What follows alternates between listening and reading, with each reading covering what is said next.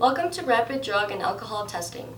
We are an HHS certified laboratory and we will be collecting a urine specimen from you following the Department of Transportation guidelines as specified in the following custody and control form 4-step process.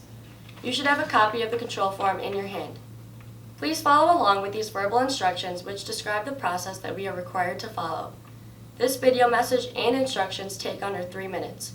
You are required to review and follow this procedure each time you test. We understand that this process may seem redundant if you have tested with us before. However, this is a DOT requirement each time you test. Step 1.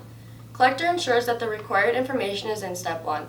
Collector enters a remark in Step 2 if donor refuses to provide his or her Social Security number or employee ID number. Collector gives collection container to donor and instructs donor to provide a specimen. Collector notes any unusual behavior or appearance of donor in the remarks line in Step 2. If the donor's conduct at any time during the collection process clearly indicates an attempt to tamper with the specimen, collector notes the conduct in the remarks line in Step 2 and takes action as required. Step 2. Collector checks specimen temperature within 4 minutes after receiving the specimen from donor and marks the appropriate temperature box in Step 2. If temperature is outside the acceptable range, collector enters a remark in Step 2 and takes action as required. Collector inspects the specimen and notes any unusual findings in the remarks line in Step 2 and takes action as required. Any specimen with unusual physical characteristics cannot be sent to an IITF and must be sent to an HHS certified laboratory for testing as required. Collector determines the volume of specimen in the collection container. If the volume is acceptable, collector proceeds with the collection. If the volume is less than required by the federal agency, collector takes action as required and enters remarks in Step 2. If no specimen is collected by the end of the collection process, collector checks the None Provided box, enters a remark in Step 2, discards copy 1, and distributes the remaining copies as required. Collector checks the Split or Single Specimen collection box. If the collection is observed, collector checks the Observed box and enters a remark in Step 2. Step 3.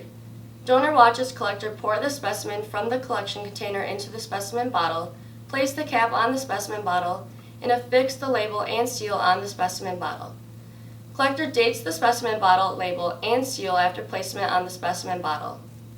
Donor initials the specimen bottle, label, and seal after placement on the specimen bottle. Collector instructs the donor to read and complete the certification statement in Step 5 on copy 2. If donor refuses to sign the certification statement, collector enters a remark in Step 2 on copy 1. Step 4. Collector completes Step 4 on copy 1 and places the sealed specimen bottle in a leak-proof plastic bag. Paper CCF. Collector places copy 1 in the leak-proof plastic bag.